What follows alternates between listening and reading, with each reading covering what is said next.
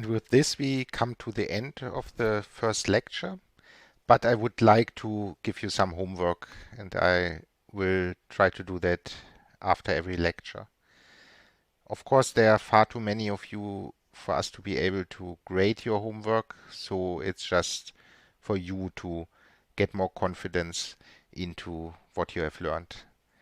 I personally often feel that sometimes you listen to something and it sounds plausible and you think you have understood it, but if you then actually try to do it yourself, you better understand where you still have problems and which parts you still must go over again to understand them better.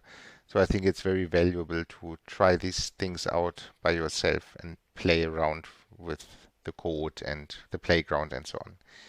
Obviously, in this week's lecture, you haven't really learned anything yet. I just showed you this auction contract example, but obviously I can't ask you to write a simple Plutus smart contract. So instead, what I would like you to do is basically repeat everything I have done in this lecture. So get your environment working, clone the two repositories, install Nix if you don't already have it, set up the binary caches, check out the right version of the Plutus apps repo, then start the Nix shell, use the Nix shell to compile this week's code, then run a local instance of the playground, paste the auction code in there, and then just try some scenarios.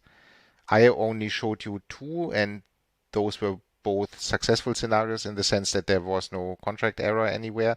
But of course, you could also try what happens if, for example, the deadline is violated or the minimal bid is violated or one of these things. So just try to get everything working and play around a bit with the example contract I gave you. And it would be nice if each of you could, before the next lecture, have a working environment so that we don't get slowed down by installation issues and can concentrate on actually writing interesting Plutus contracts. So thank you very much again for your interest in this course, and I hope you learned something, and I'll talk to you next week.